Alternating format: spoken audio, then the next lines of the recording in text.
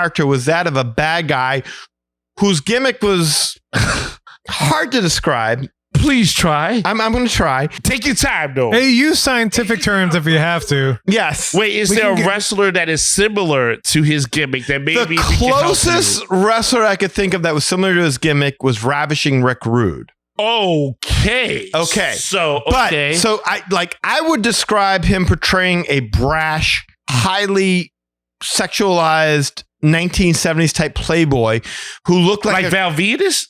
Yes, like Val Venis. Oh, wow. But he was kind of like a cross between Tom Selleck circa Magnum PI and Errol Flynn. Okay, so he would come to the ring in a Speedo with a lollipop in his mouth that he calls his blow pop. Zippity-doo-dah, this is Bear Rabbit, and I gotta tell you, I find a great laughing place listening to the Magic Our Way podcast with Kevin, Danny, Eli, and Rachel. Zippity-doo-dah! Jumbo, everyone. Harambe. And welcome to another edition of The Magic Our Way. Magic Our Way. Magic Our Way. Magic Our Way. The Magic Our Way podcast. They are truly magical and whatnot.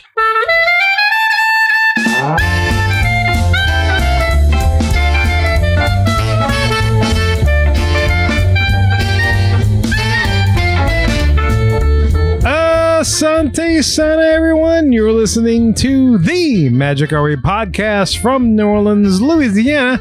And on this show, we invite you to feel the libations. Feel it. We are artistic buffs and not artistic cream puffs.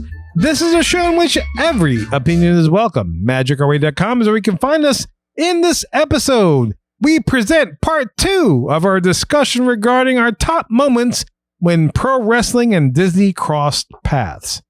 And look, this is your typical polish, practice, Pixie Dust and Disney podcast. No way.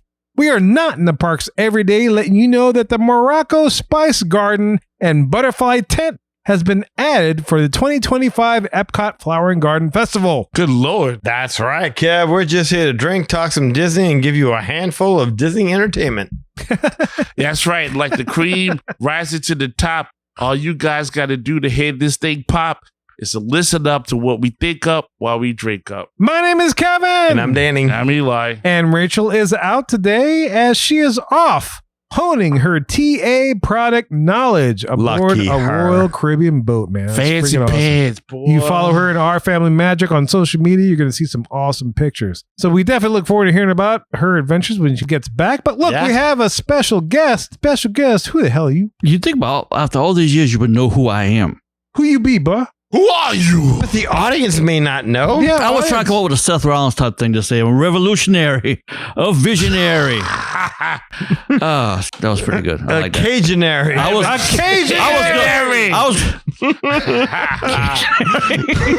going to go for the whole L.A. night. Yeah. French L.A. Cajun. Yeah. Yeah. Okay. Lafourche Parish. All the way house. from Lafourche Parish. Lafourche all the way to Jefferson Parish, which is where I am now. For some of you who don't know that, it's quite a bit away. It's 2 parishes over. I mean, we got swamp, we got farmland, we got roads. You got all kind of stuff between here and there. But you did this drive not one time, but 2 times. Two times. Once was in a lot of rain too. Oh, I know. Yeah, that was A rough. lot. It was a lot. That don't stop us, right? that shows your commitment. We can deal with rain. Can't stop. But Won't you know what? stop. At least for the majority of my drive in the rain, I was on the ground for the majority of it. Mm-hmm. I know somebody else who drove the same amount of time was over water most of the time. Oh, water moccasin. I know how to handle things that are wet. That's why he's got a lot of children. So And no flipping right there. ain't no flipping right there, sir. That's truth, right? No, there. I flip it, whatever, and rub it down. Rub it down. Oh, no. Here comes another one. That's right. Kevin is like the MOW of making babies. Demigod. Wahoo! What's the scream? Huh? What's the Maui scream? That's it. But at the same time, I'm the gentle sea cow. my God. Lovin'. This is the best 2-parter It's the manatee. I've ever been The around. The manatee the of cavity. lovin'. And look, the easy way to support us is to book your next vacation with Rachel. Also, you can leave a rating and a review on Apple Podcasts and wherever you access our show. And don't forget to like, subscribe, and turn on those notifications so you never miss an episode of the Magic RA podcast. Also, we want to thank our Patreon supporters for all that they do for us. And before we get into it, I know this is Ash Wednesday when you guys will listen to this episode, but I just want to wish everybody a happy Mardi Gras because it just passed. When you're hearing this episode, we are recovering because it's like my day. I took off. Partying. I took off today. I didn't take off, but I am remote, so. You didn't take off today? You didn't take off? I should have. But I didn't yet. Like straight shoot. Like people like, hey, we can do a Mardi Gras. Like, I do one simple thing. There's one thing. I just hang out to the Lawless house. And whatever happens, dick flip. No, I just go to the Lawless house and whatever adventure happens. It's like the Chronicles of Narnia. It's like the Chronicles of Lawless. Okay. If something like previous Mardi Gras day, like I have faced a biker gang. Is that not true? That is true. That's right. Like in previous days, have gone and seen people I have not worked with in years and they've thrown beads at me like shower to the king of T'Challa. I mean, like... That's because you are. I mean, no. Only when I show up on Navy Street. On Tennessee Street, I'm just a normal man. I'm just Peter Parker. That's his alter ego. Exactly. Yes. So, like, if I was told he's that Mr. Robinson. Eli Ryan. Yeah. Exactly. Perfect. All right, y'all, look. So, for most of you guys, this was a normal Tuesday, but for the rest of us, it was Mardi Gras. Fat Tuesday. Exactly. And so we hope, no, we're not hoping anything. Look, enough of our jibber jabber. Let's finish our discussion of when professional wrestling and Disney cross paths. That's right. Hit him with the...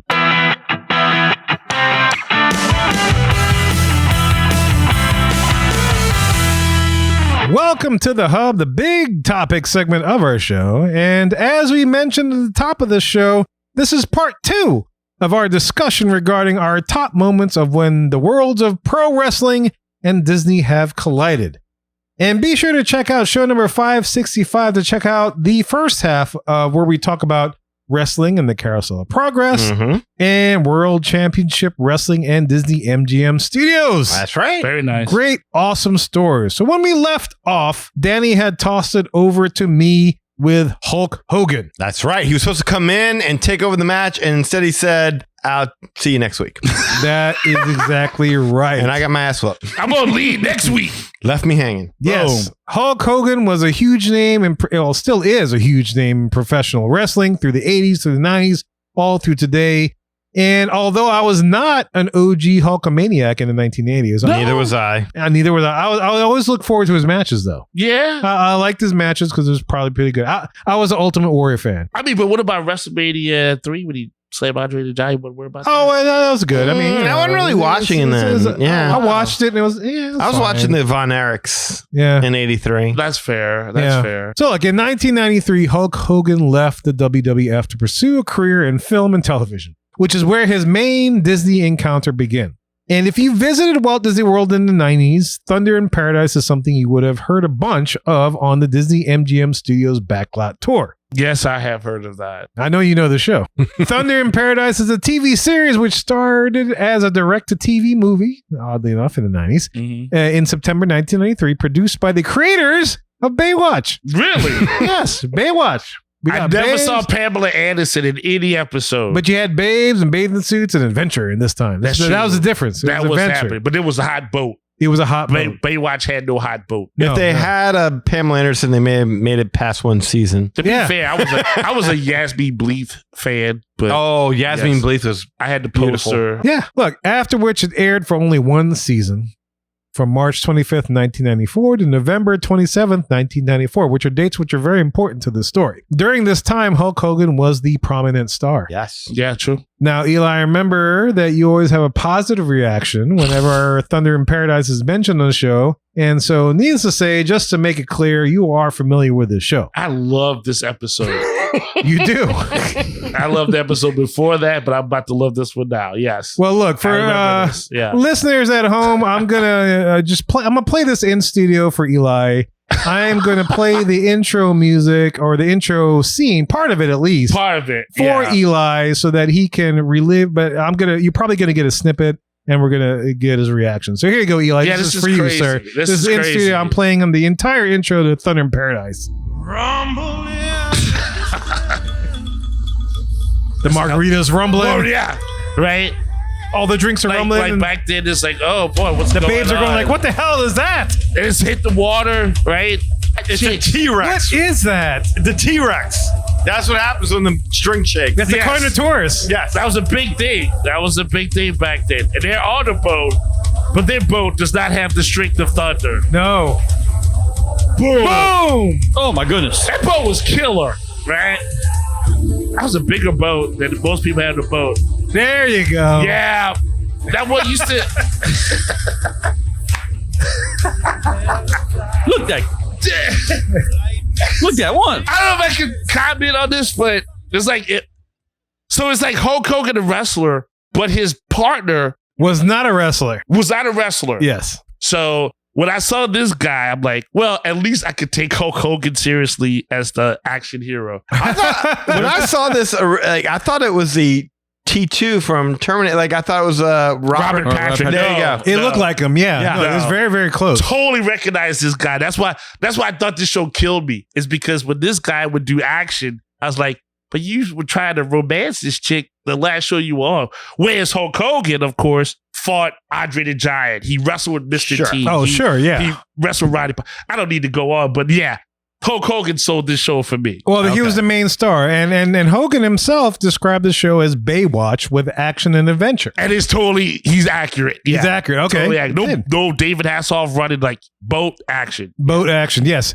And he played the character of Randolph Hurricane Spencer. Mm-hmm. And in case you're not familiar with it, like Eli, Thunder in Paradise follows the adventures of two ex-Navy SEALs, Hurricane Spencer, as I mentioned, and Brew Breaker, who use their high-tech, super-fast boat called Thunder, which is funny to me because I used to love Blue Thunder, the helicopter. Oh, yeah, with Rob Snyder. Yes, Rob Snyder, exactly, yes. I like the Riptide helicopter the best, but yeah. And the Riptide boat. Everybody had a boat back then, but like you couldn't beat Thunder. Like in this show, like everything would end with them getting in the boat. Of course, the bad guys they had to have the boat. Right, you have to escape. And so then like they would jump in Thunder, and of course Thunder would kill Thunder the roar and make like hot women's margaritas rattle. Right, chicks were like, oh my god, and like Thunder would like crash the other bad guy's boat. But you know what's cute about this? They worked hard to maintain a balance between their dangerous undercover work with raising Spencer's young stepdaughter, Jessica. Okay. All the while dealing with romantic entanglements with Kelly LaRue, the owner of Scuttlebutt Bar and Grill. That's right. Oh, Scuttlebutt. Scuttlebutt, yeah. Scuttlebutt for local New Orleanians or Louisianans has a totally different context than in this movie. Yeah. Yes. We won't say, but it's kind of adult. It's in Slidell, Louisiana. Yeah. Or used to be in Slidell. Well, you pay a visit, you get some Thunder then, but okay, never mind. Please go on, Kevin. All right, so what did all that have to do with Disney? Yeah, look, so see, back in those days, as Danny mentioned, Disney, and make sure you check that out on the previous show, Disney was touting itself as Disney MGM, a working television, film, and animation studio, which basically served to offset the influence of what was then known as Universal Studios Florida, which is now Universal Studios Orlando. Yes. Okay. I mean, it's obvious. I knew when they opened that park, that was what they were doing. Anyway, the initial movie was filmed in St. Petersburg, Florida, the initial Thunder in Paradise movie, in around the Don Cesar Hotel, is what it was named. Oh, that's fancy. When it became a television series, the production moved to the Walt Disney World Resort. Now, Eli, you watched the show, and if anybody else out there watched the show, it became a huge game of where in the world am I as filming took place around property. And I'm talking like the Grand Floridian Resort was the home base. Oh, that's right. So cool. They would ride in the background. Yes, they were in MGM Studio sound stages. There was a time where they approached Discovery Island. Mm-hmm. You know, there was Fort Wilderness Campground, Old Key West. And Epcot Center was a choice location due to Future World's futuristic theme, as well as various themes and designs of the countries of World Showcase. River Country was another one. Yeah, River Country was all over that. Yeah. Kevin, you filmed back everywhere. Right back. I told Danny, I was like, I'd watch this just to see all the different things, but you had mentioned it might be kind of a pain in the butt. It's a lot. It's a lot of bad acting to get around, but when you start getting bad acting, you say? Yeah. Well, they're wrestlers, not actors. That's true. I'm loving that a fighter. Please, sir, go ahead. No, I was just saying that. Yes, it was a Where's Waldo of watching a TV program, because you would be like, oh my, they're at Typhoon Lagoon.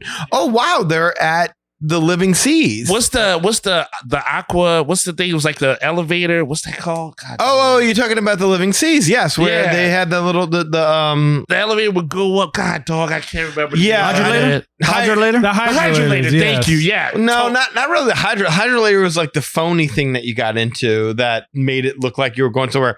This was when you were actually at Sea Base Alpha. But you would see it because Yes, and you would see them rise up through that. Yes. This is a whole scene. I didn't want to spoil it if Kevin was getting to it, but yeah, you're right. There's a lot of Disney property references. There's in those so much. episodes. It's a time capsule. It's like that's exactly what it is. It's like a time capsule of It is. 1990s Disney, where all of a sudden you're seeing. The two things you love the most, wrestling and Disney. If you If you were into that, if you're yeah, into that, absolutely, yeah. if you know who's what. But yeah, By all means, guys, it's tough. It really is hard to watch the acting. But it is. if you It can is, stomach it, you will see a lot of vintage. There's a whole scene where he's having dinner with a lady friend at the Victoria and Albert's. Mhm. It is a veritable, like every episode is, where are they in Disney now? Totally. All Literally, Disney yes. property. All Indiana the time. Jones Stunt Spectacular. They did a whole thing there as well. That's amazing. That's Yeah. when they landed in the sand or something. They would try to take over some mercenaries or something. Like And it they was kicked on some the beach. Germans. I got to be honest with you, bud. I ain't. That's fair. That's fair. I watched it too much. You would know- you would know I more watched than it the too rest of much. us. You would know, definitely. Like Well- I've seen this in passing. I'm crazy. And look, for those that were non-wrestling fans, the most significant piece where you would have heard Thunder in Paradise is on the Backlot Studios tour. And so I'm going to play a clip for you guys that are listening, and as well as for the people in the studio. I'm sharing the screen so they can see this. This is the one mention of Thunder in Paradise, which they seem to throw in every tour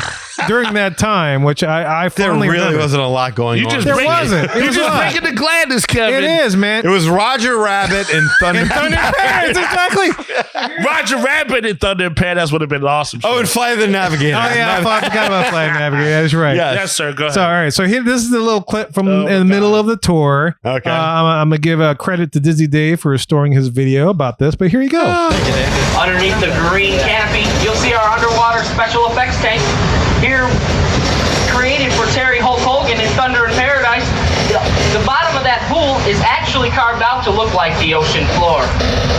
Which I thought was an interesting fact for sure. I like how they called him Terry Hulk Hogan as opposed to Terry Hulk Hogan Balea, Yes. which is really his name. His actual Yes. last name. Yeah. Okay. So this is one of those underwater scenes in which that tank that was just displayed in the Backlot Studios tour would have been used for. Man, Okay. Kevin blowing me And away. it features another pro wrestler that was in this TV show, Sting. Sting. Sans okay. makeup. Yes, Sans Yeah, makeup. without his That's makeup, right. without looking like the Crow. Yes. Here you go. So if you're watching us on social media, you'll see this video, but you'll also hear a little bit of the audio from the TV show on your podcast. So right now, Hulk Hogan's just ascending to Sting's lair. No idea why that took so long. So terrible. I'm immortal. I'll be resurrected into your nightmares, into your world. You know what, though? That's scary if you like Sting right there. I like how Sting is in the red and yellow. I know, isn't that funny? Yes. Yes. You always did have to be the hero, didn't you? Make everyone else seem to be a coward. You're the coward, man. At least have some honor. Release the hostages. I have You're the honor. coward, dude. I had the honor of watching you die a would-be hero's. There you go. And there's the spandex. Yes. He was always about that fluorescent colors, right? Yeah, I love that I'll fluorescent fast forward to spandex. the fight. He fights some of his henchmen, and eventually Stings jumps into the fray. Oh my God, that hurt. Oh, Oh, man. my God. There's a bunch of pawns. When it comes crashing Here down comes and it Sting. hurts inside. Under pressure. They're wrestling right outside of Turtle Talk with Crush. Oh my God! The remote control collar. That's what makes it so awesome. You got a know shock collar. everything that's happening and who the people are. Oh man. That's the shot caller with the shot collar. Hey man, look, that was the dream back then. You knew who was what was happening. So there you go. There's a little bit of clip of Oh Sting. man, little and cliffhanger Hulk there Hogan. for him, huh? I Yes. like that. And so, yeah, of course, that was Adam Hammerhead McCall, which was the character played by another pro wrestler, Steve Borden, a.k.a. Sting of Yes. WCW and TNA, Yeah. which stands for Total Nonstop Action Nonstop Wrestling. action, yeah. That's right. He's an icon. Yes. Like that, no pun intended. Yeah, Sting. I for sure. I know Yeah. the name Sting. Yeah. He's something there. He's something else. He's something else. But anyway, sum up the story. In May 1994, Hulk Hogan hinted at his departure from Thunder in Paradise during that time. And while the season was on air, Hulk began making appearances on WCW television. I don't know if he was known as Mean Gene, but Gene Okerlund, who is now Oh, yeah, he was Mean Gene. He was still Mean Gene? Let me tell you, Mean Gene. Oh, yeah. Because this was shortly after. Mean, my God, Gene. Yeah. But he would visit him on the set of Thunder in Paradise episodes. And then, of course, hype built over time whether Hogan should remain with Thunder in Paradise or whether he should join WCW and have an opportunity to wrestle Ric Flair. That was a big draw. That's a huge draw. Those are champions versus champions right there. Yeah, You you're can't right. beat From that. two different worlds almost at that time. Yeah. That wasn't unheard of back then. You're absolutely right. If you're a wrestling fan, that's a super match. Yes. Yeah. A super match they never were able to pull off in WWF when they were both there at the same time. Absolutely. That all of us thought we would see when both of them were in their prime. Yeah. I always thought Flair could take Hogan. That's interesting. Look, so on May 28th, 1994, on an episode of WCW Saturday Night, Hogan tore up his Thunder in Paradise contract and stated he was now willing to quit the show and return to wrestling. Oh my God. And at the same time, Okerlund issued a telephone survey asking if people wanted to see Hogan in WCW. And on June 11th, not far off, of 1994, this is all within when the season 1 is running, Hogan officially signed with Ted Turner's World Championship Wrestling in a ceremony which was oddly enough held at Disney MGM Studios. That is 100% correct. That's yes. right. So there is the long story short about Hulk's time with Thunder in Paradise in the Disney MGM Studios. However, just to let you guys know, there's been other times in which Hulk crossed paths with Disney. He appeared in the Mickey Mouse Club as one of their guest day segments. He also played one of Steele's partners in Hollywood Pictures Spy Hard. If you remember that? Yes. With that was Leslie a Nielsen. Leslie Nielsen version. Yes. Yes. And he also, in the movie Romeo and Juliet, Oh, geez. was the voiceover for the Terraforminator commercial. Terraforminator. And I think I just need to play this just because it just makes me laugh when I play Does this. Gremlins count? So let me. Hogan was a bomb in Gremlins too. Oh my Yeah. God. Like Was he Affleck the with one the bomb with and the- Phantom Joe? That's right. Yes. Yo. So this is Good Hulk catch. in Romeo and Juliet, which is like an awesome lawnmower. Are you losing the war in your guards? Well, brother, maybe it's time for a secret weapon. Terminator! It's the most ruthless 500 horsepower, grass-dominating piece of hardware the world has ever seen. Terminator!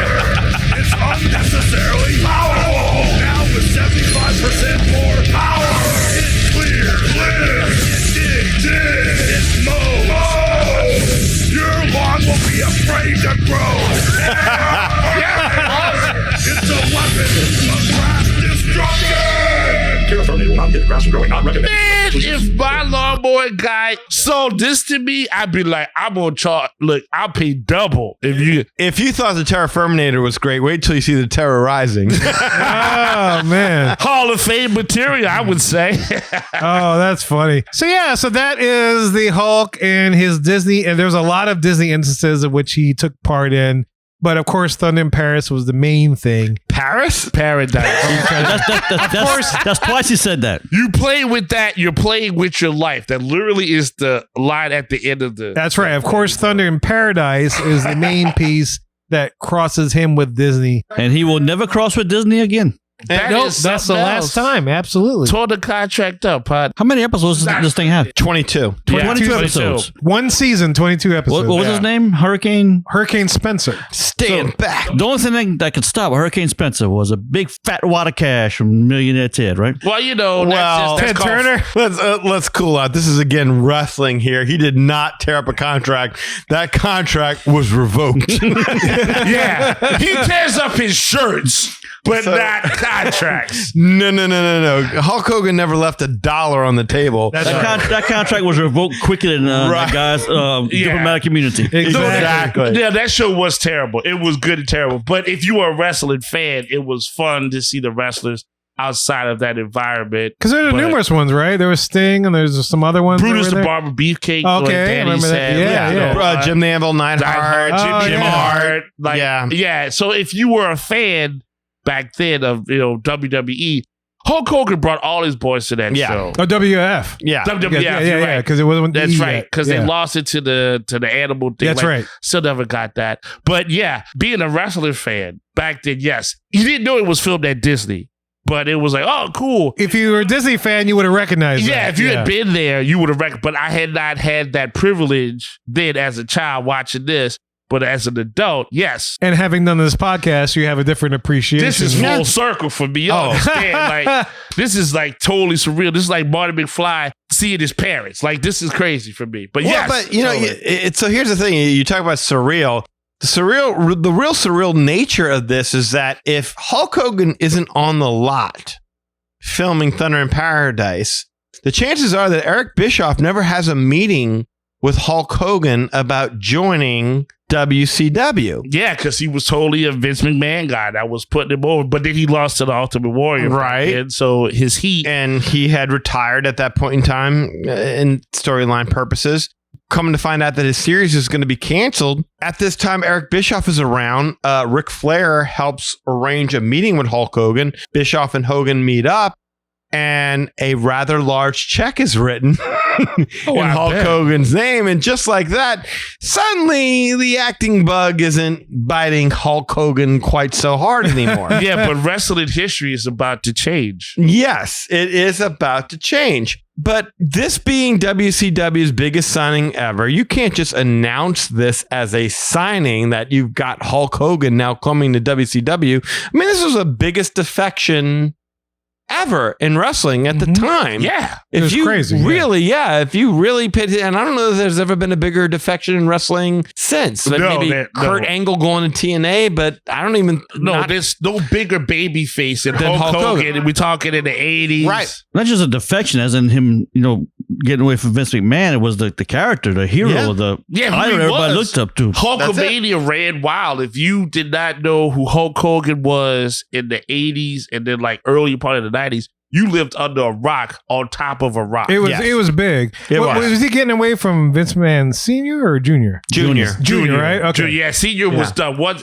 at this point, all of the properties and everything have been like bought in and sold under Junior. And Junior, to his credit, Junior was trying to wrap up Hulkamania. Vince McMahon Jr. was always moving towards the next young talent. And he didn't want to stick around with Hulk Hogan too long, whereas Hulk Hogan still thought he had a lot of good years left in the tank. Yeah. Oh, okay. And so WCW afforded him that opportunity. So in June of 1994, they signed Hulk Hogan. And what do? They hold a huge ticker tape parade on the Disney backlot to celebrate the signing of Hulk Hogan.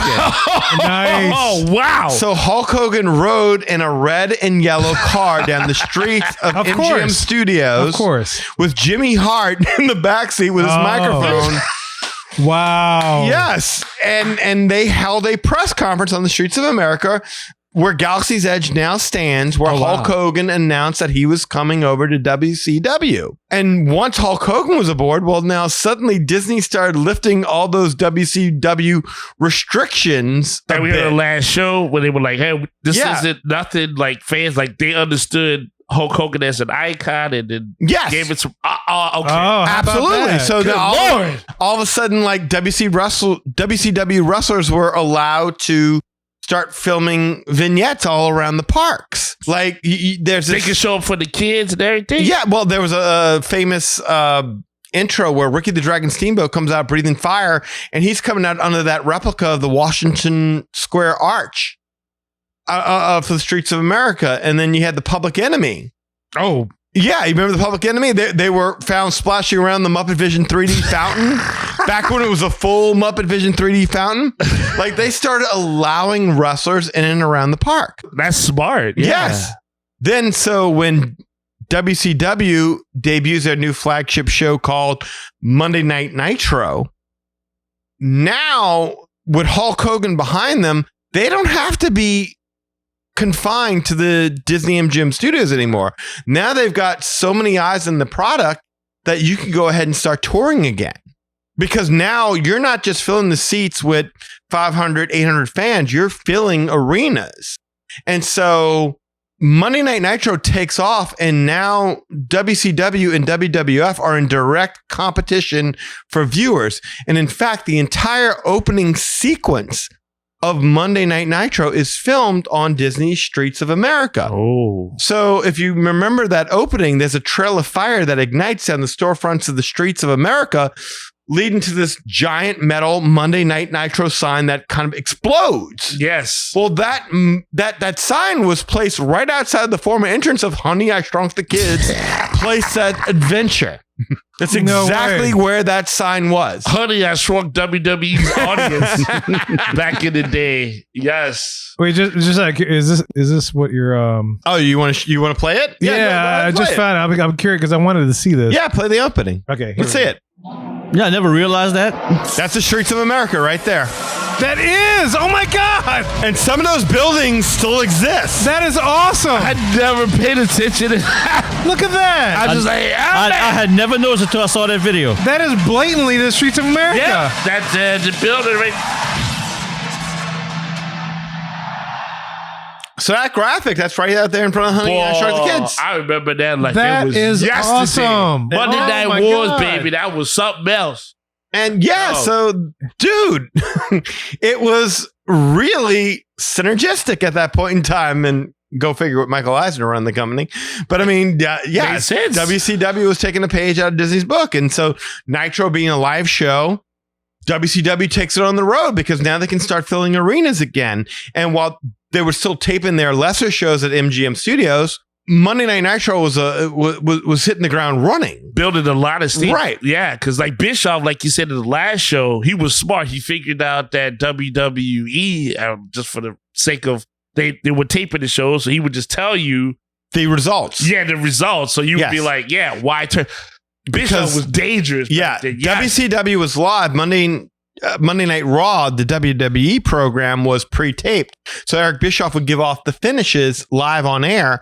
So that way there was no reason to watch it because he would tell you who won and who lost. So 1996, this is about the time when wrestling is at the height of its popularity. This is when both companies are kind of blowing up.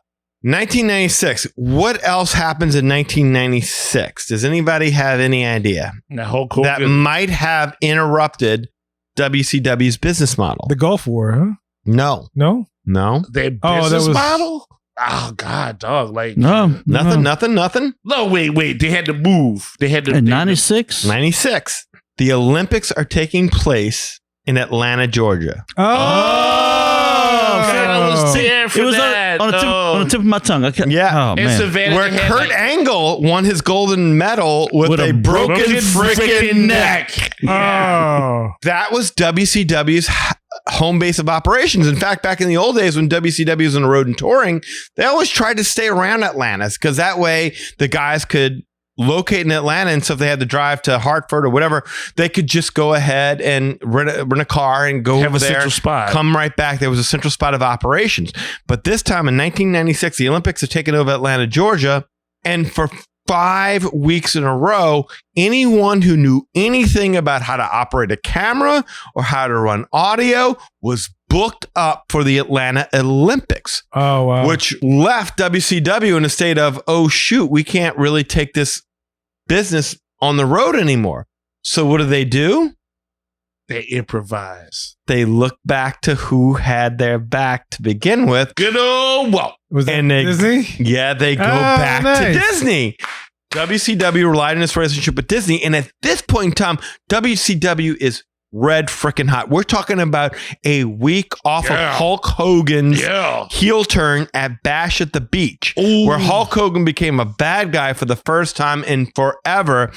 And Kevin Nash, my favorite wrestler of all time, and Scott Hall, my second favorite wrestler of all time, joined WCW and formed the NWO. New World Order, yeah. New World Order. Laugh. And WCW became red friggin' hot and beat WWF at the time, soon to become WWE, in the ratings for 83 weeks. Best time to be a wrestling fan ever. Absolutely. But For 5 weeks during that summer, they had nowhere to shoot because the TBS crew was all cut up in Atlanta. So what do? You go down to Orlando. Now you got a bunch of people who know how to shoot a camera, know how to do audio. So what do?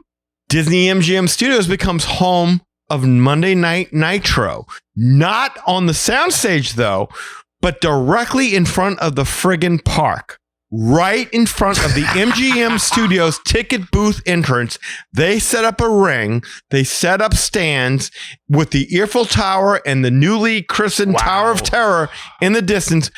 WCW ran shows at MGM Studios for 5 weeks straight, right at the height of their popularity. And you couldn't mess with Ted Turner back then. Ted Turner was like freaking Jeff Bezos now. Like, so sure. They had his money behind them. Well, and it was kind of an hysterical visual because, you've got this actual footage of guests ringside going crazy because Hulk Hogan just turned bad guy and told the wrestling fans to stick it. And so you got fans in full Disney apparel going crazy ringside. There was actually footage of one family who were all wearing matching Winnie the Pooh t-shirts, leaning over the railing, booing Hulk Hogan mercilessly, yelling and screaming at him with matching Winnie the Pooh shirts on. Jab! There was a guy with a genie puppet in the audience. So you're watching all these people in full Disney regalia going nuts watching these shows. That was awesome. And these episodes became famous because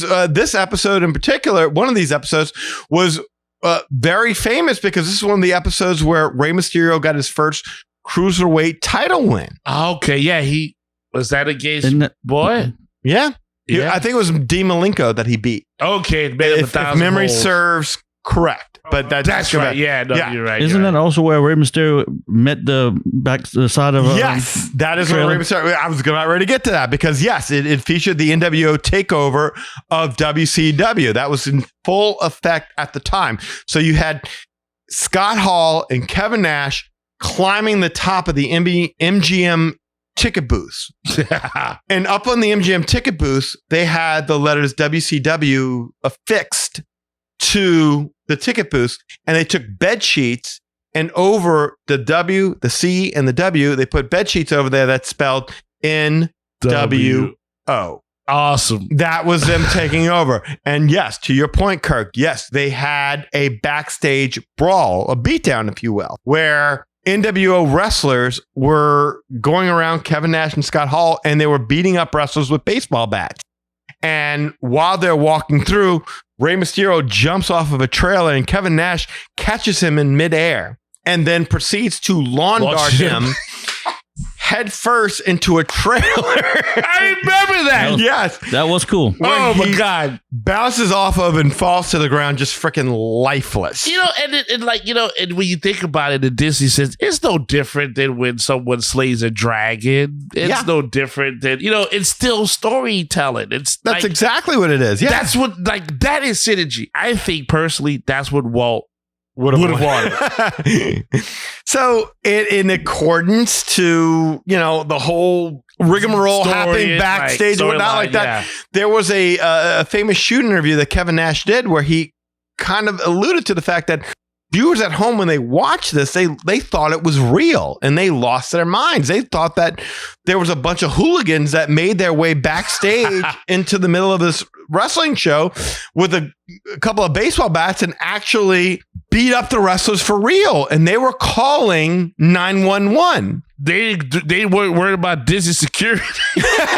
They were not. But here's what's interesting about that, because it's hard to say. It's hard to say whether or not it's real or it's not real, as there's so many things in the world of pro wrestling. What is happening right in front of you. Right. They tend to blur the lines. But in that footage, you actually see an ambulance and fire truck from Disney's Reedy Creek Services in the backstage area. So there's no telling if what Kevin Nash said was real and people really did call, or if they arranged with Disney for these emergency vehicles to be on site to make it look a little bit more real. I have not been able to find an answer on that. Either way, it's genius. Yeah, it is genius. It's genius. Some people say that is what led to WCW stopping filming there. The vast majority of opinion, though, seems to claim, and I tend to agree with this, is that when the 5 weeks were up and the Olympics were over, Nitro went back on the road where they were filming.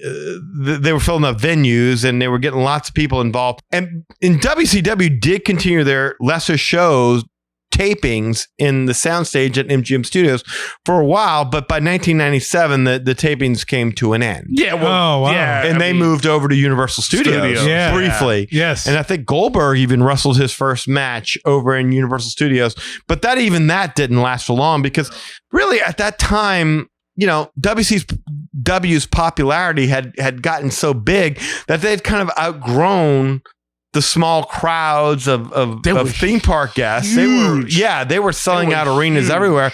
And by that time, also, Disney MGM Studios was starting to shift focus away from being a working film studio and becoming a full-time theme park. Yeah, I mean, so by 1997, the whole gig was over. You taking me back, man. I tell you what, I got a smile on my face. It's not quitting. Like, I tell you what. So that's the story of WCW at Disney MGM Studios. I never knew where that was filmed at the intro. Like, I just always just thought it was like, it was love awesome. that, though. To be a wrestling fan, you would put it on WWE. And there are still buildings that are standing that if you go walking there to this day, like if you're going towards Galaxy's Edge, you can see where there's a small Grand Avenue, right past the Grand Tap Avenue House thing. There you go, where some of the buildings that you can still see in the opening of Monday Night Nitro's opening are still standing. Just never did. Yeah, that's awesome. I tell you what, I'm a fan right now. I know I contribute, but right now, boy, I feel like a fan. I feel like a kid all over again, man. Well, I'll tell you what. I'm going to take it somewhere. We're taking it somewhere else. A little bit different. I got to hold on tight to my tights. Got to hold on tight. All right. Literally. I'm going to talk to you guys about a wrestler. And again, I know 3 of the 4 of us, Kev, I know you were into wrestling, but you didn't really follow it all throughout. Not all throughout, yeah. Yeah. How many of us here have heard of a wrestler named Joey Ryan? Joey Ryan?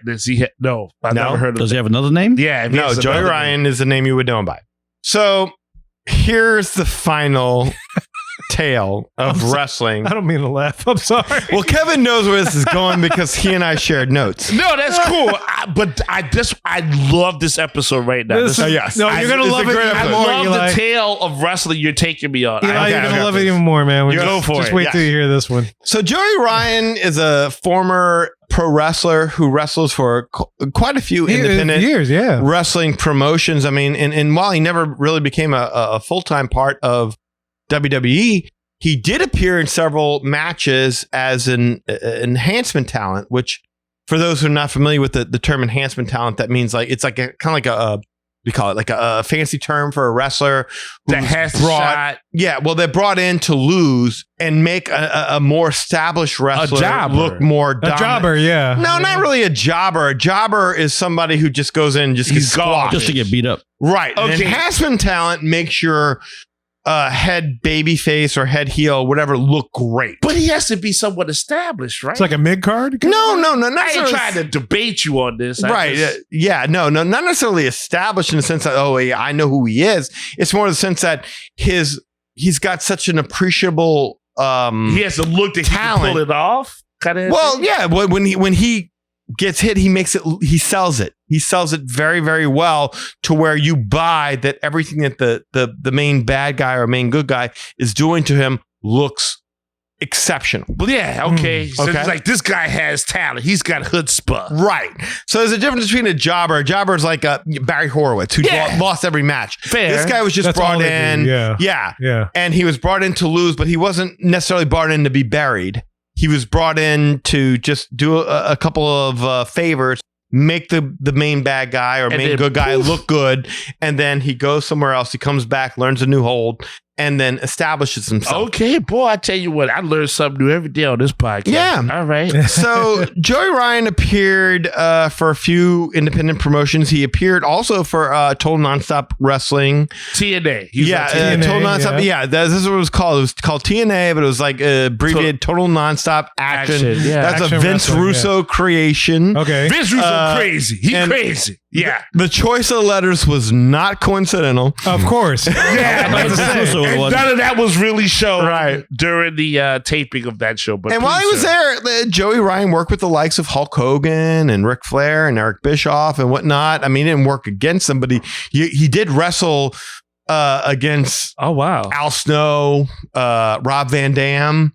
On the independents, Ryan wrestled even more legends like X-Pac. Really? Jerry Lawler. Oh, wow. Billy Gunn. And even current superstars like MJF and he's still wrestling now? And no. Oh, MJF in his earlier prime. MJF is and also current WWE champion Cody Rhodes. Boy, Before the blonde hair? Yes. Yeah, Never miss a beat. You Before the never blonde hair, miss an all right. episode. Oh boy, okay. Interesting. Very well stated, Kevin. I'm getting tripped out right here because I'm like, what was this dude's name? But okay, Joey Ryan.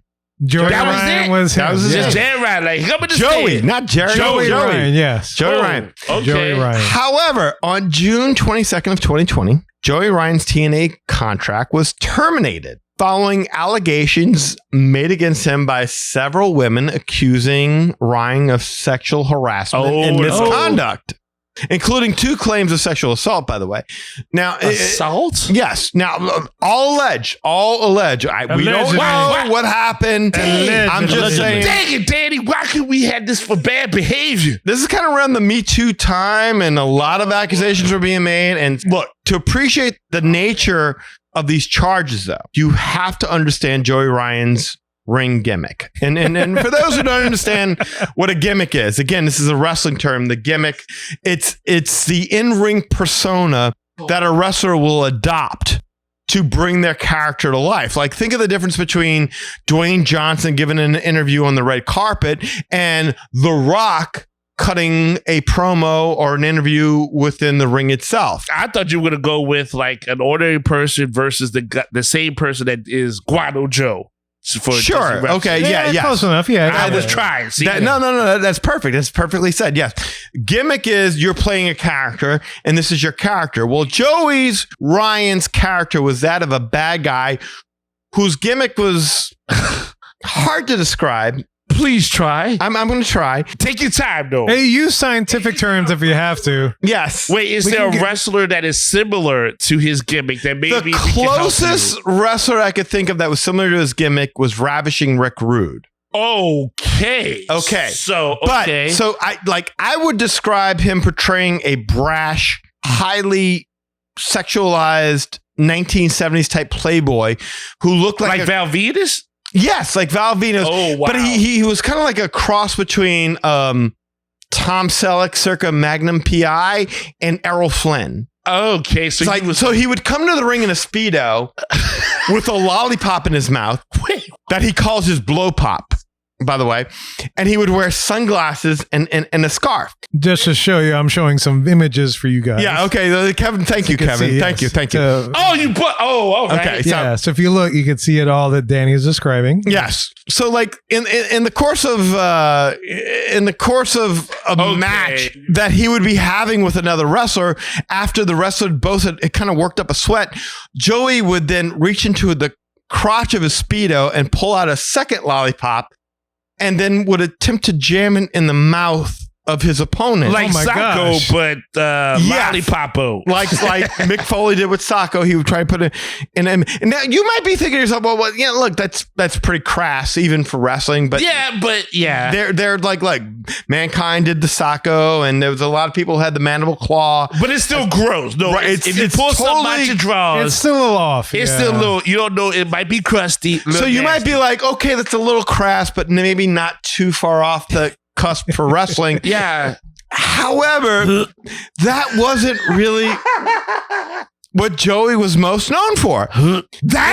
What Joey was most known for was a move that commonly came to be known as Is this his signature apologies move? to those who are edited. Wait, D. Is this his signature move? This is his finishing signature move. Yes. Okay. It was known as the dick flip. Yes. Oh, okay. So this is going to be a tough one to explain without giving Kevin a whole lot of editing nightmares here. Wait, just wait. Let me attempt. Go ahead. Let me attempt before you show it. Wait, Yes. Danny. You can do it. Thank you. You can do it. Just for people, I have the video ready to share for man. those watching us on social media. You'll be able to and see for the this. studio, but for the people listening, Danny's going to describe what happens with said as flip. best as I can. So in wrestling, every once in a while, a wrestler will either knee his opponent or kick his opponent in the testicles to gain an advantage over said opponent. That's a low blow. Yeah, it's a low blow, and that's a bad guy move. And that, what happened? It's a heel. It's a heel move. Yes, heel being bad guy. Heel being bad guy. Babyface good guy. Heel bad guy. So that's the technical terminology. Well, Joey's opponents weren't quite so satisfied with just a simple kick to the crotch. Instead, and keep in mind, this happened in front of hundreds of people. Instead, his opponent would grab a handful of Joey's testicles. Wait, what? The whole hand would grab a hold of Joey's testicles. This is the reversal move? No. They're trying to hurt Joey, so they would grab a hold of Joey's... Like a dirty move, like when Captain when Mr. Fuji would throw like the salt in the people's eyes. Yeah, so they would grab they would the testicles. squeeze it, easy, yes, and trying to hurt Joey. Yes, but it was a cheap, dirty, easy move. But what Joey's opponents didn't know, Eli, was that Joey Ryan had such a mastery of his genitals. Control of that with genitals. a couple of quick flexes, yes, he could redirect all of his strength into his penis. The technical term. Yes, technical term. I'm Yes. trying to keep us PG as much as possible. Let's put it like this. His finishing move could have been called hard raid. It was definitely not the people's elbow. I am loving this episode. I'm sorry. Oh my God.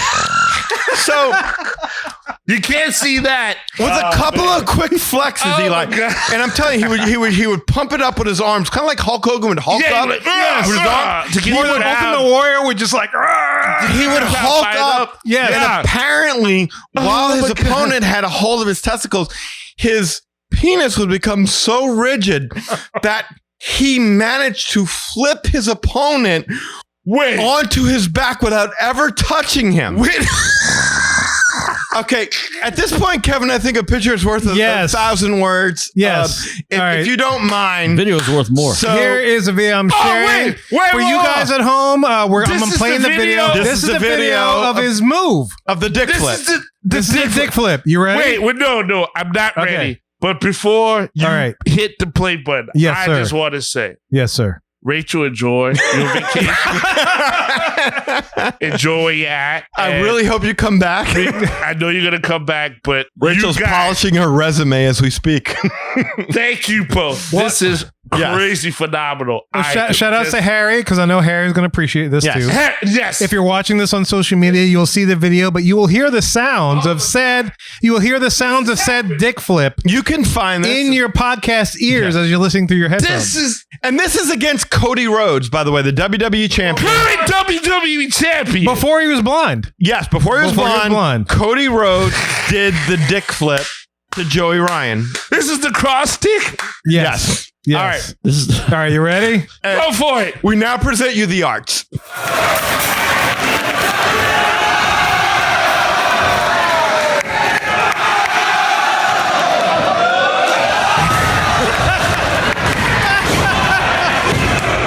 That's the origin of the Cody cutter.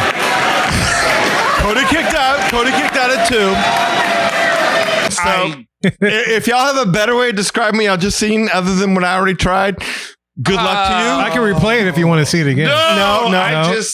Go home, watch it to your heart's content. We got a show to do. I will not lengthen the time. I've watched a lot of wrestling, and I've seen a lot of finishing moves that I was like, oh boy, that person's dead. Well, there was a video on the side that kind of tells the whole story. It said Joey Ryan dishes on dating Tammy Lynn Sitch. Oh, wow. Oh, He yeah. should not. That's it. That's it. I do not want him dating my daughter. I just put it like that. Sidebar, there was a point where Joey Ryan had a girlfriend in wrestling, and her name escapes me. Someone famous? No, not no one you would heard of, but she had a girl. He had a girlfriend, and then he did the exact same thing to her, where he grabbed her coochie. Oh, who died? Is that Coochie la la? Say that without getting bleeped?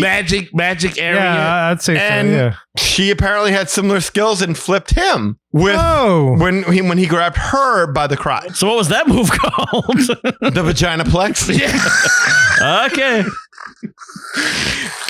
So, needless to say, after a while, this move, he had done it so much, and then he started to do it with some more famous wrestlers. This move went viral. Oh, wow. Okay. And people started really taking notice of Joey Ryan. And the dick flip became a pretty regular maneuver in Joey's matches. To be fair, though, to Joey's point, I mean, if you're a wrestler, it's almost like anyone else who has a job in said field. You want to make sure you get as elevated as you possibly can by a company to pay you as much. So for wrestlers, you have to come up with something different. Granted, that finishing move was a little weird, but it would help to, I want to say distinguish him, but distinguish him from other wrestlers. It got him notice is the point. Yes. Although you would think at some point his opponents would smarten up and stop grabbing him. His butt, right. Like at least scout your opponent a little bit. I mean, I understand in wrestling, you take care of your opponent, you make sure no one gets hurt, and because that's a whole thing. But I don't know how you have a talk in the match. You're like, all right, so look, we're going to get to the finish. No, sorry. I didn't know that move existed. Yeah, the move exists. That does. Crazy. And as time went on, the move got him such recognition that Joey landed a sponsorship deal with YouPorn, where they changed the name of the move from just the simple dick flip to the YouPorn Plex. In quotes, I'm putting. They should have called it the perfect porn plex. Oh, you can't do the perfect plex with that one. Like even in 2018, Joey Ryan appeared for AEW for their All-In pay-per-view. The second major wrestling company in the world right now. Joey Ryan appeared for them, and the show saw the climax of a months-long feud between Joey Ryan and a wrestler that you probably know very well, Hangman Adam Page. Yeah, cowboy stuff. So Hangman apparently had penis envy, and he was trying to murder Joey Ryan. And I think he almost completed it. However, but at All In, that's the wrong name for this paper. All In. At All In, there was the resurrection. Oh my God. Of Joey Ryan that took place. Because he wasn't alone. Raise your hand. Who here has seen Undertaker wrestle? Raise your hand. Oh, yeah. Yeah. How many of y'all are familiar with, like, sometimes Undertaker has druids that come out, right? Yeah. They line the aisle and they have the cloaks on, the fire, the torches. Yeah. He has druids. Well, let's just say Joey Ryan wasn't alone in his AEW All-In pay-per-view match.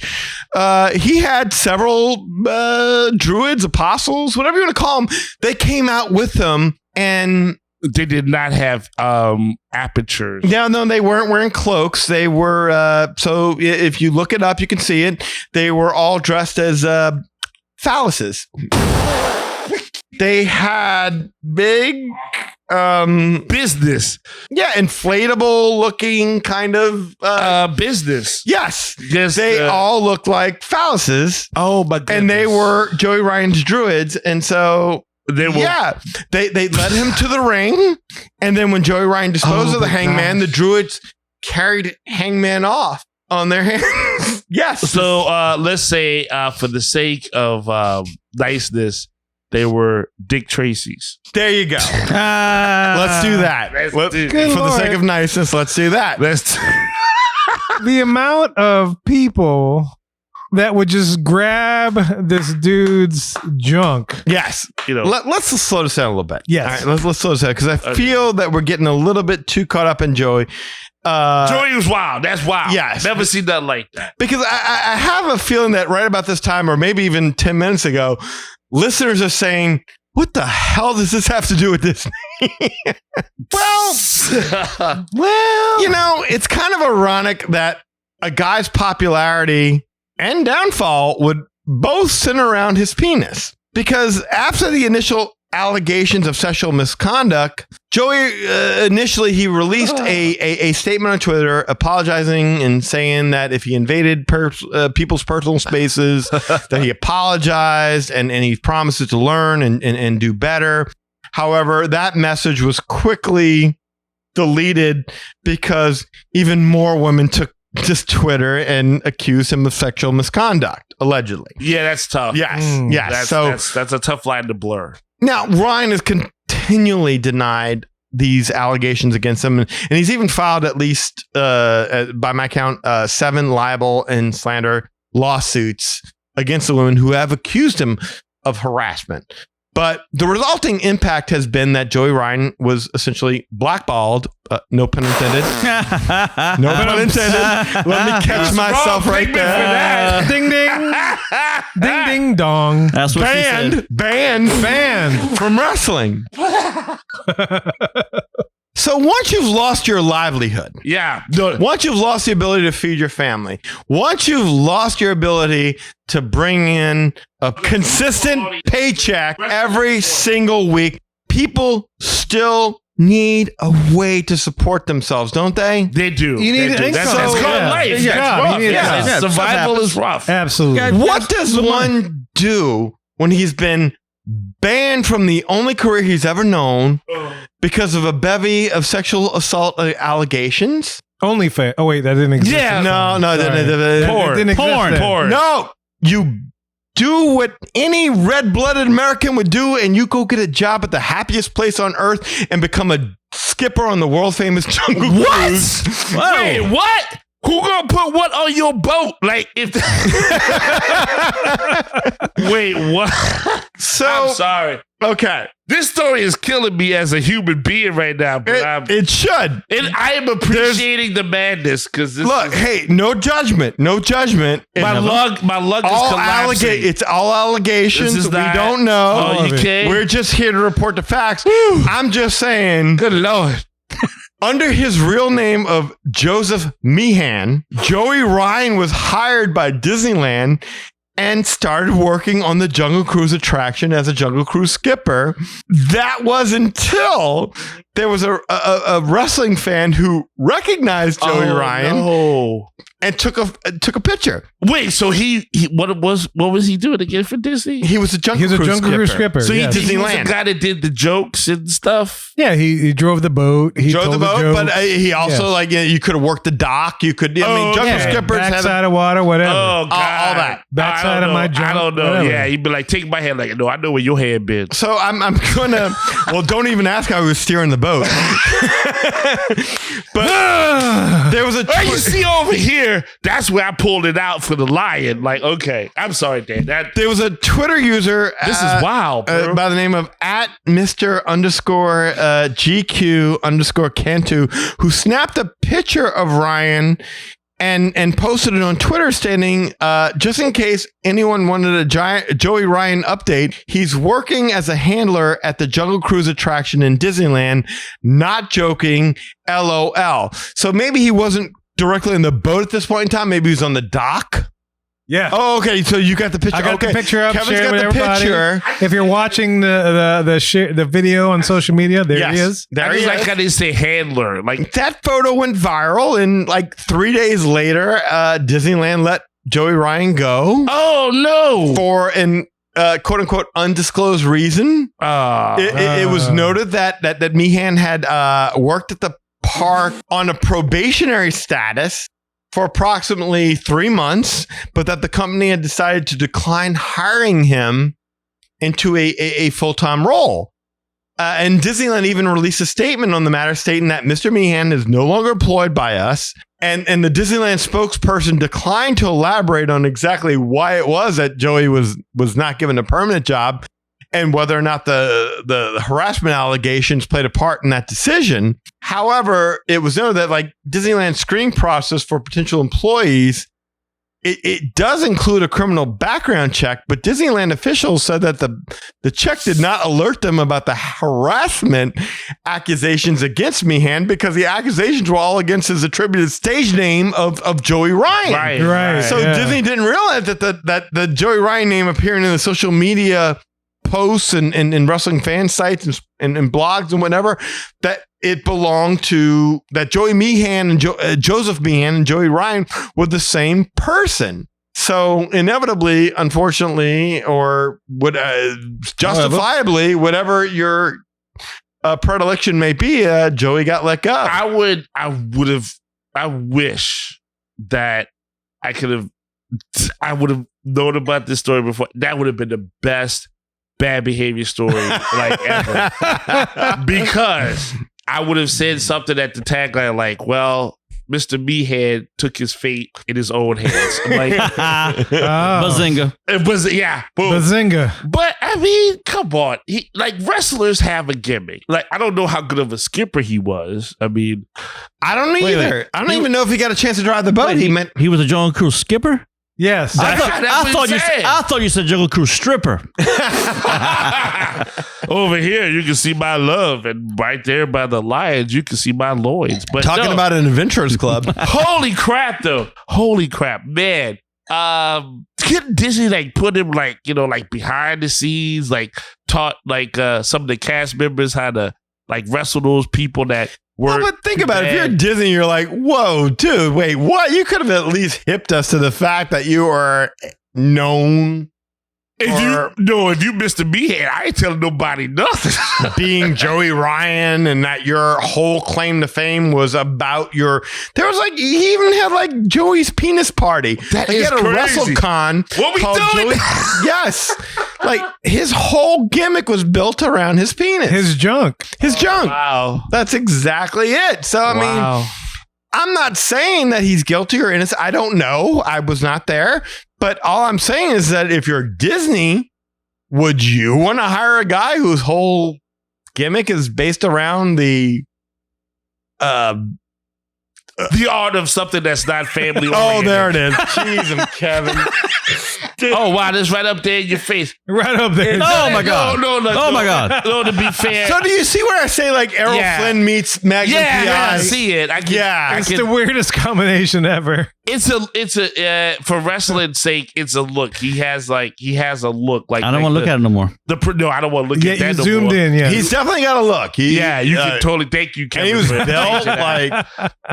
I don't know what happened, and I have no idea. I hope everyone I hope he's still eating, but not dick flips. But no, he needs to move away from any kind of a dick orientated career. He need counseling unless he's a stripper. Yeah, please don't work at. He'd probably do well on OnlyFans right now, I guess. Oh, probably. Maybe so. Yeah, maybe he is on OnlyFans. I don't know. Dang, how you?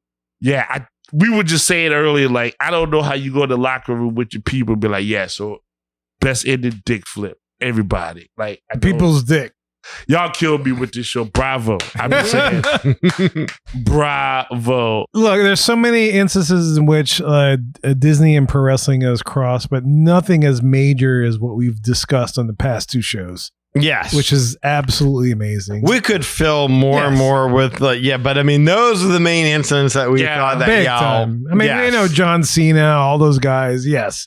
It's very rare that I can say, seriously, that I was a fan and a participant at the same time. I was crazy. Well, good. You learned and you participated. That's all we asked. And my opinion was welcome, hopefully. Yes. Don't let out the black anaconda on this one. Oh, my God. I don't need that smoke. Get on the whole train. Don't no smoke. Woo! I don't want that smoke. Yeah, awesome guys. Thank you. Appreciate it. Look, happy Mardi Gras. I mean, we're going to be busy with all that, so we hope you enjoy it. We want to know your thoughts. You deserve it. Let us know your thoughts on any of this stuff that we've talked about. We're about to tell you how to do that in just a little bit. Well, y'all, we hope you enjoyed our 2-part series on pro wrestling and Disney. It's been quite a fun ride, I love so to speak. I don't know, flips and everything. Look, if you want to share your opinions on anything you've experienced about wrestling and and Disney and stuff, let us know. Look, you can share an email at show@magicourway.com or call or send us a text message at 1-815-MOWEEKEN. That is 1-815 Moweekend. 669-4226. Yes, I know it's not a 504 number, but whatever. It's okay. That's the only number that was available that worked with Moweekend. 669-4226 is Moweekend, so that's why. Look, we have a couple people do things outside of the podcast. First of all, we got Eli does things with comics. Eli, what you got, sir? I gotta do this. Like, I don't know about the 699, but you can 619 yourself to Hurricane yourself to ivycomics.com. See everything I got going on there. I will pedigree you to death. Project Geek Savages. You what to death? Pedigree. I just made sure. I heard a P word and I got scared. Move. No, there ain't no flip. That's what the king does right there. Yeah, it's a black anaconda. It does involve you putting somebody's head between your legs. Yeah, but they face the opposite direction. No, that's just a added bonus. Yeah, absolutely. And then you're out. But you will enjoy what's going on while it happens. Flip. That's right. That's a swerve. That's right. So flip. That's right. 48 pages. Project Geisha Savages, Molly be damned. You will always see that, and you will see interviews and blog posts. You can talk to Mean Gene Oakland. I wish I could do that, but I mean, hey, look, it's rest in peace, man. Rest in R.I.P. Yeah, yes, sir. Love that guy. And of course, there's a link to the Magic Our Way podcast. You never miss a beat. You never miss a Weight Mania, if you will. This show was awesome. I just don't know what to say. That was awesome. Thank you. Thank you. You guys, I appreciate that. You guys rock that. And I tell you what, like, look, as a comic fan, most of the stuff that I do as a wrestling fan is action. And so that's a lot of action. So yeah. Non-stop action. Non-stop action. Total right. nonstop. Well, action. you know what, dude? Let me tell you something. If you appreciate the madness, we'll keep bringing the gladness. That's why I'm smiling. That's right. Yeah. So that's right. Magic Our Way brings that to you every time, all the time, every time. That's right. So thank you very much. ivycomics.com. Thank you for the support. Social media right there. Facebook, Eli H. Ivory. That's my real name. No kayfabe. As long as you're a real person, pleasure to meet you. If you're a bot, I got a DDT you right there. Also on Facebook, you can visit the Project Geisha fan page. Thank you guys for the support right there. Also on Instagram, posting up the hearts and the likes, and when it comes crashing down and you heard inside, I posted up the likes. No need to hide. And the people's elbow. That's right. And the flip. Yeah. Well, I'm not even. The anaconda flip. No, leave me out of that. I just learned that. I'm just saying, EIV504 is where you can find me there on Instagram. And of course on X, Hancock 10166 is where you can find me there. Hancock flip. Yeah, I'll take the Hancock flip, but not the other flip. Like, good Lord. I mean, Flip Wilson was the last time I ever heard of a flip before this show. I mean, you could call it the Hancock flip. It would still be kind of accurate. Well, I mean, yeah, that's fair. I mean, like, there was a hand and there was a cock involved. And you flip. Well, it definitely wasn't a small package. So, like, we go with there. But, yes. Live by the sword, die by the sword. Absolutely. Gross. Drew McIntyre. Good luck with that. Yeah, you know what? Sword in Stone. You never heard of that? Yeah. So let me tell you, if you appreciate the madness, just bringing me the gladness, and I am smiling ear to ear like the joke on Batman. Thank you very much. And look, if you want to book a vacation to any of the Disney parks, whether it is stateside or worldwide, just to get a smell of what The Rock was cooking, you can do it with Rachel. This is Rachel, one of the hosts of the Magic Our Way podcast. I would be honored to help your family book your vacation to Disney destinations, Universal, cruise lines, and major hotel brands around the world. Booking with me is at no extra cost to you. The cost of a travel agent is built into the cost of your vacation, whether you use one or not. And when you book with me, a little bit of your trip comes back to support the podcast and the fan community here at Magic Our Way. You can reach me at Rachel, Rachel, at magicourway.com. Or you can find me at R, the letter R, Family Magic. So Our Family Magic on Facebook, Instagram, YouTube, and TikTok. You can also give me a call or a text. My phone number is 978 4, 3, 2, wish. Reach out today and let's make some magic with your family vacation. Every bit of that magic comes back to the support of the Magic Our Way podcast. So yeah, get in touch with Rachel to book your next awesome magical vacation. That's a guaranteed 1, 2, 3 pin when you book with Rachel. She'll sell you. She'll flip you. That's it. Flip you for real. Rachel is currently trying to disassociate herself from the Magic Our Way podcast. What's that? Yeah. But no. Rachel is a baby face, and she will take care of you. She will never have you face a heel. There you go. She will protect you. That's right. Oh, she'll body slam you. No, she'll body slam the things that are going against you. She'll body slam them Disney prices. That's right. That's right. Tell you what's going on and pedigree that too. And look, man, we got to thank our quartermaster Kurt or invaluable Captain Cajun Chavez. Can I put aka Chavez. the Pixie Duster from Louisiana. Can I please request that we do not add that to the moniker? You don't want quartermaster No, I Kirk? do not want. Why you don't want quarterback? You want half-ass Kirk? I would rather that. Quarter pounder? You want to be Quarter You want to be quarter pounder? Quarter Kirk? pounder, Kirk. With I want a cheese? quarter pounder. You want to be big Bufus? just like Cheeseburger Eddie. Oh my God. You'd be the big Bufuses with bacon? Big Cheeseburger Bufus. turkey. The Baconator. The Baconator. Baconator. The Kirkinator. Kirky. All right.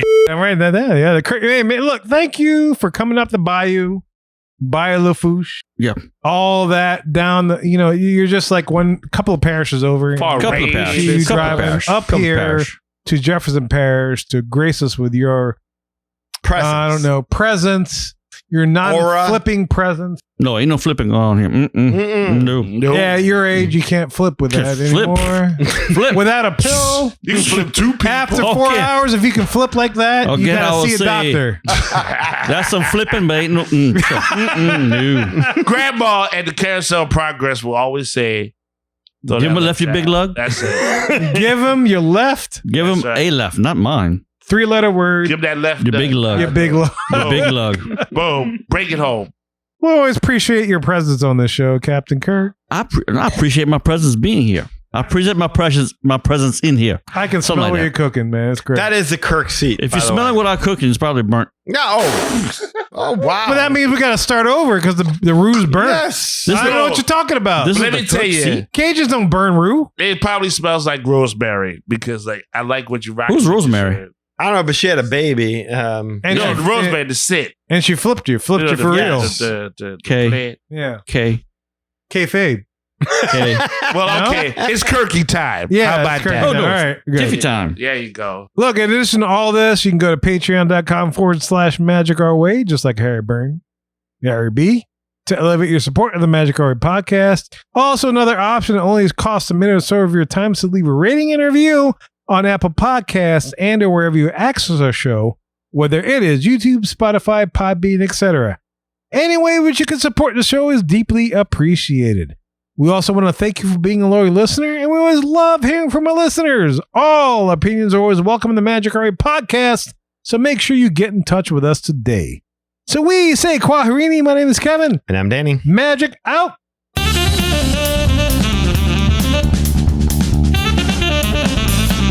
All right. Nachos are on plates. And you are. Bye!